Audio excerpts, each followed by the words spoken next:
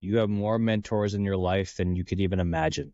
Now, what is a mentor? Essentially, someone who is able to educate you or guide you or push you along the direction in which you're either looking to go forward to or they think is best for you. Then let's do a thought exercise. How many mentors do you think you have in your life? I'll give you 5 seconds. 5, 4, 3, 1. If you said, me and my teachers, my parents, maybe, business coach, my boss. Yeah, those are completely right. They're mentors in that sense. What you don't realize is that there's more than just those kind of mentors in your life, right? When you navigate mentorship, you have to understand that mentorship in its core ideology is essentially other people putting their ideas upon you to go towards a certain direction that they would like you to see. Yeah. So one huge one is friends, right? Mentorship in terms of I can imagine a time where your friends giving you advice like, yo, you should do this, man. You should go talk to this girl and you should behave this way, or you should go apply for this job and do this. This will happen to you. That this will happen to you. What you need to understand is that people only speak from their own previous experiences. When you read a book, that's a sort of mentorship too. I mean, if you read an autobiography, let's say about Ben Franklin, like you're going to learn about his life, his skill sets, what he did, and you start to resonate. Okay, if he did this, how can I apply it to my current day right now? There's so much out for the taking for mentorship. I'm such a huge proponent of it that I feel like it's very underutilized in terms of the reflection that of the current mentorship capabilities and opportunities that you have currently in your daily life right now. Let's say, for example, experiences. Experiences are a great mentor. It's teaching you. I truly believe that mentorship is one of the biggest and greatest things in this world. And everyone needs one. Everyone absolutely needs one. One thing to keep in mind, however, is although you can listen to other people's opinions with your friends, your parents, your professors, your boss, the books you read, you have to understand if they are or were or currently in a certain position that you don't want to be in, you don't have to take their advice. You don't have to take their word for solid. Not everyone's advice is going to be the right advice for you, right? If someone says, hey, you should study all day long every day, and that's how you're going to get $1 billion.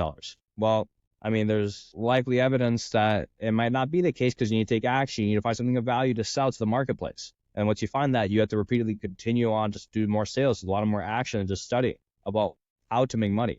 One thing that school, I think, does very well is it teaches the theory. One thing I think it does poorly is it teaches the practicality and actionability of doing certain things that would allow you to actually apply it in the real world. So when you're looking for mentors, do your homework.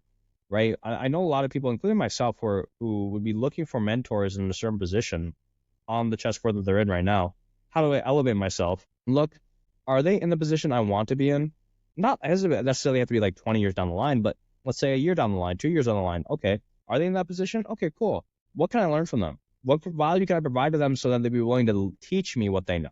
Right? So it's always a give and take. And always be cognizant that you have to somehow provide value, whether it be your time, whether it be your sweat equity, whether it be monetary, right? If you had Mark Cuban up to you and you were like, hey, can you mentor me? You think he's going to do it? No, because tons of other people want to do it.